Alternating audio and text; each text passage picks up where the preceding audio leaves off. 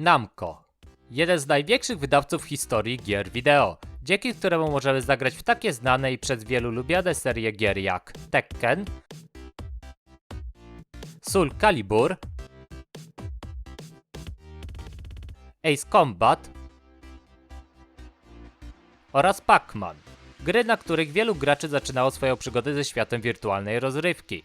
Firma ta do dziś funkcjonuje, ale w wyniku połączenia się z koncernem produkującej zabawki Bandai w 2005 roku, nazwa Namco została zmieniona na Bandai Namco Games.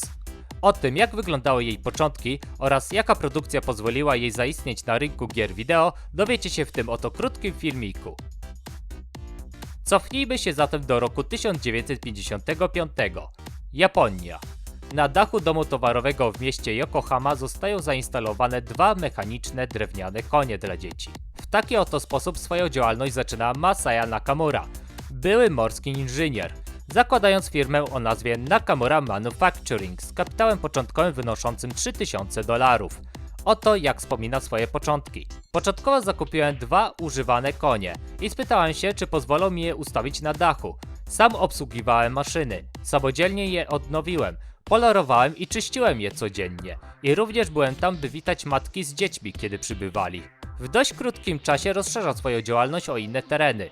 W roku 1963 na dachu domu towarowego Mitsukoshi w Tokio otwiera własny tor dla samochodzików poruszających się na szynach. Następnie postanawia otworzyć dział produkcyjny w dzielnicy Ota w Tokio i tym samym sposobem produkować własne maszyny dla dzieci. Nakamura również uzyskał licencję na tworzenie urządzeń rozrywkowych z użyciem znanych animowanych postaci od amerykańskiej wytwórni Disney. Jednym z największych wydarzeń w historii firmy było nawiązanie współpracy z amerykańskim producentem gier Atari.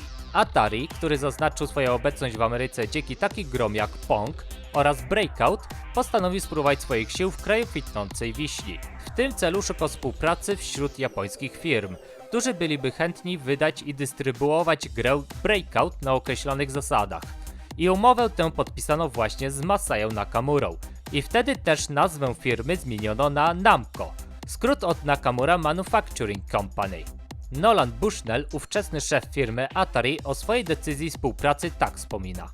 Mieliśmy prawdziwy problem w Japonii. Japonia to dość zamknięty rynek, gdzie trudno wprowadzić swój produkt. Dlatego nawiązaliśmy współpracę z Nakamurą i firmą Namco.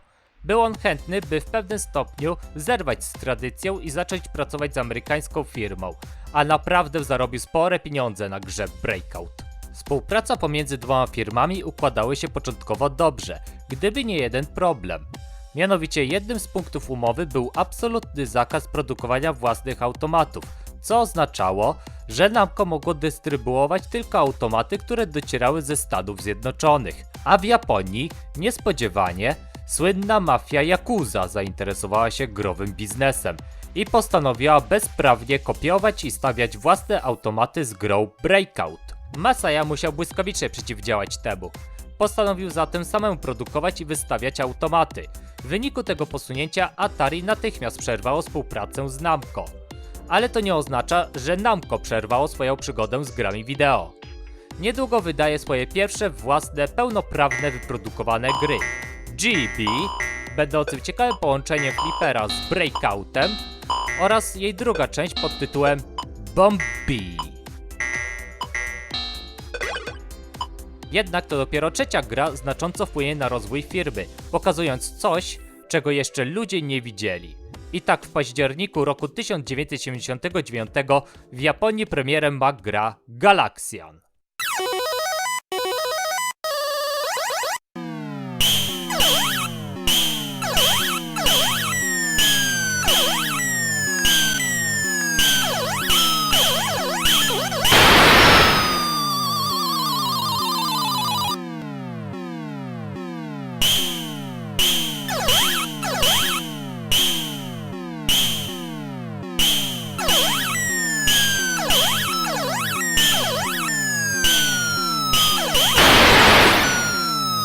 W grze Galaxian naszym głównym zadaniem będzie eliminacja wszystkich widocznych obcych na ekranie, których dokładnie jest 46 ustawionych w 6 rzędach.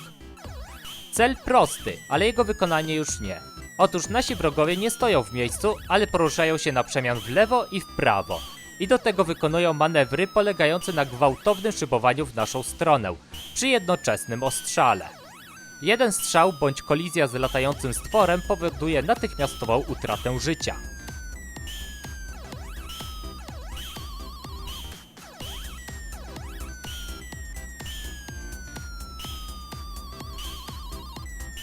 Gdy uda nam się oczyścić planszę, to po bardzo krótkiej przerwie naszą czynność będziemy wykonywać od nowa. Gra się kończy tylko w momencie utraty wszystkich żyć. Po zakończeniu, kiedy okaże się, że osiągnęliśmy najlepszy wynik, to będzie on widoczny na górze ekranu przez cały czas. Oczywiście póki ktoś inny go nie pobije. Galaxian było bezpośrednią odpowiedzią firmy Namco na ówczesny hit salonów gier Space Invaders od firmy Taito. Główne cele w tych grach były identyczne, czyli oczyścić planszę z obcych, ale Galaxian robił to o wiele lepiej niemalże pod każdym aspektem. Przede wszystkim co się rzuca w oczy to oprawa audiowizualna, która za swoich czasów robiła piorunujące wrażenie. Aby to lepiej zrozumieć, to wyobraźcie sobie, że w tamtym okresie zdecydowana większość gier automatowych była w stanie jedynie wyświetlać na monitorze czerń i biel. Z powodu tych ograniczeń wiele automatów miało przyklejaną specjalną folię, która miała imitować określony kolor, albo wstawiało się tło do środka.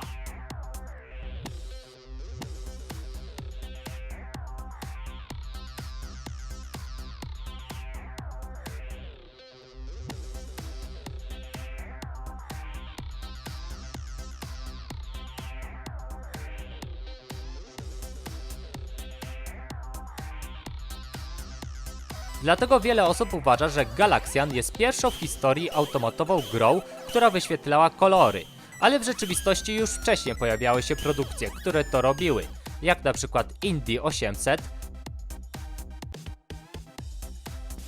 Seawolf 2, czy wcześniejsza produkcja Namco Bomb P. Ale to dopiero Galaxian pokazało prawdziwe możliwości wyświetlenia w systemie palet kolorów RGB. Nazwa RGB pochodzi od pierwszych liter nazw kolorów po angielsku, a mianowicie red – czerwony, green – zielony oraz blue – niebieski. Działanie tego systemu w wielkim uproszczeniu polega na tym, że obraz na monitorze składa się z pikseli, który jest najmniejszym punktem widocznym na ekranie. Ale jakbyśmy powiększyli jeden piksel, to zauważylibyśmy, że te składają się z 3 lampek, zwanymi subpikselami, wyświetlające 3 wcześniej wymienione kolory. W zestawieniu z innymi pikselami oraz pod wpływem określonego natężenia światła emitowanego przez monitor otrzymujemy różne barwy widoczne później na ekranie. Do zbudowania specyficznej atmosfery walki w kosmosie przyczyniły się odpowiednio skomponowane dźwięki, które stały się jedne z najbardziej rozpoznawalnych utworów dźwiękowych w historii gier wideo.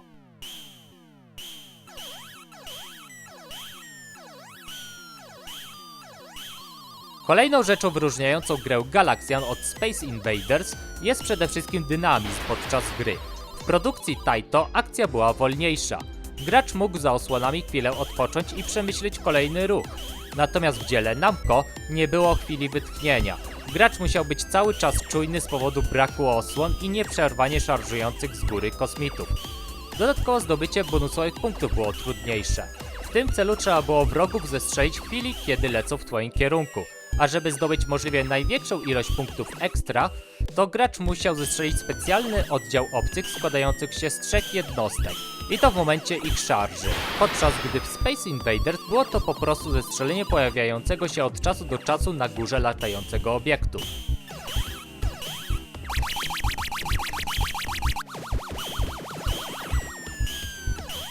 Jeden z twórców gry, Kazunori Sawano, tak wspomina pracę przedprodukcji. Byliśmy w trakcie opracowywania gry Galaxian, kiedy pojawiło się Space Invaders i prezydent Namco powiedział nam niedwuznacznie, że Galaxian musi być grą post-Invaders. Nacisk był ogromny. Naturalnie zapożyczyliśmy sporo elementów z Space Invaders podczas tworzenia gry Galaxian. W rzeczywistości produkcja zajęła nam około 6 miesięcy, ale pomysły rozwijały się w mojej głowie pół roku wcześniej. Galaxian osiągnął spory sukces w Japonii i Namco od razu postanowiło dystrybuować grę na rynek Stanów Zjednoczonych. Tak się akurat złożyło, że firma Taito, patrząc jakie jest ogromne zainteresowanie grą Space Invaders, postanowiło zerwać współpracę z Bally Midway, która odpowiedzialna była za dystrybucję hitu Taito w Stanach Zjednoczonych.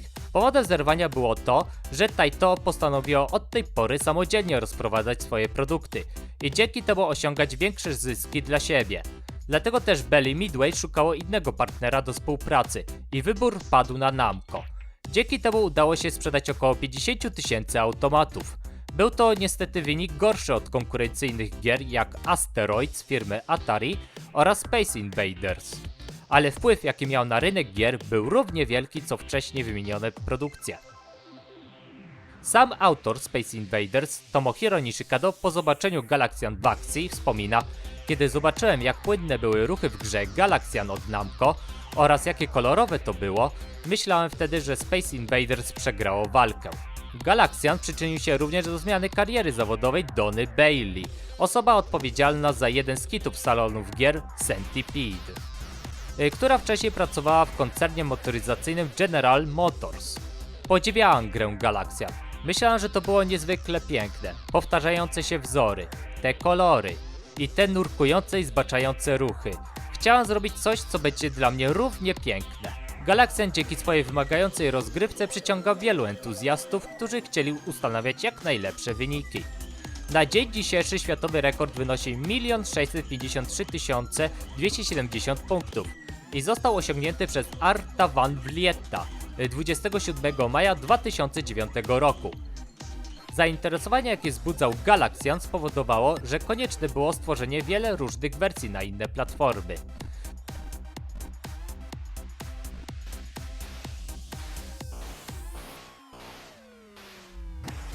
W Polsce starsi starzem gracze mogą kojarzyć bardzo dobry port Galaxiana na konsolę Famicom, którą się grało na podrobionej wersji sprzętu, czyli Pegasusie.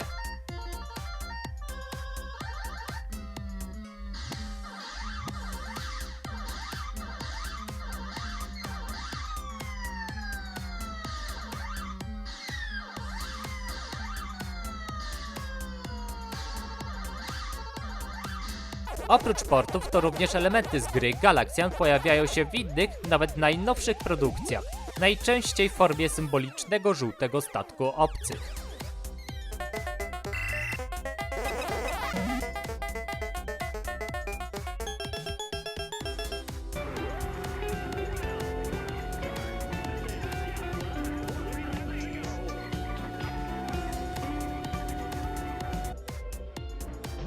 Thank you. Oh, lemon. I'm looking for.